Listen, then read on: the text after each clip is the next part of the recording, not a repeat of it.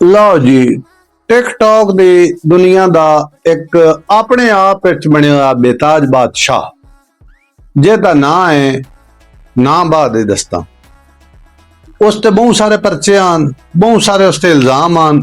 ਇਸ ਟਾਈਮ ਕਾਸ਼ਿਫ ਜ਼ਮੀਰ ਟਿਕਟੌਕਰ ਪੁਲਿਸ ਦੀ ਹਿਰਾਸਤ ਵਿੱਚ ਹੈ। ਪੁਲਿਸ ਨੇ ਉਹਨੂੰ ਪਕੜ ਲਿਆ ਔਰ ਬੜੇ ਦਿਨਾਂ ਤੋਂ ਬਾਅਦ ਪੁਲਿਸ ਉਹਨੂੰ ਪਕੜਨ ਵਿੱਚ ਕਾਮਯਾਬ ਹੋਈ, ਕਿਉਂਕਿ ਮੁਖਤਲਿਫ ਟੀਮਾਂ ਪੁਲਿਸ ਨੇ ਤਸ਼ਕੀਲ ਦਿੱਤੀ ਹੋਈਆਂ ਹਨ ਜਿਹੜੀਆਂ ਕਾਸ਼ਿਫ ਜ਼ਮੀਰ ਦੇ ਪਿੱਛੇ ਹਨ। ਉਹ ਕਦੀ ਚਕਮਾ ਦੇ ਕੇ ਇੰਜ ਹੋ ਜਾਂਦਾ ਹੈ ਤੇ ਕਦੀ ਇੰਜ ਹੋ ਜਾਂਦਾ ਹੈ, ਲੇਕਿਨ ਆਖਰਕਾਰ ਇਦਾਰੇ ਹੀ ਹੁੰਦੇ ਨੇ। ਅਗਰ ਆਮ ਆਦਮੀ ਚਾਹੇ ਕਿ ਮੈਂ ਕੋਈ ਵੀ ਜੁਰਮ ਕਰਕੇ ਛੁਪ ਜਾਵਾਂਗਾ ਤੇ ਉਹਦੀ ਗਲਤ ਫਹਿਮੀ ਹੈ। ਆਖਰਕਾਰ ਪੁਲਿਸ ਨੇ ਕਾਸ਼ਿਫ ਜ਼ਮੀਰ ਨੂੰ ਮਰੀ ਦੇ ਵਿੱਚੋਂ ਅਰੈਸਟ ਕਰ ਲਿਆ ਵੇ ਔਰ ਇਲਜ਼ਾਮ ਉਸ ਤੇ ਅੱਗੇ ਹੀ ਮੈਂ ਦੱਸ ਦਿੱਤਾ ਬਹੁਤ ਸਾਰੇ ਨੇ। ਇੱਕ ਇਲਜ਼ਾਮ ਇਹ ਵੀ ਹੈ ਕਿ ਜੁਰਮ ਕਰਕੇ ਫਿਰ ਜੁਰਮ ਨੂੰ ਮਿਟਾਉਣ ਦੀ ਕੋਸ਼ਿਸ਼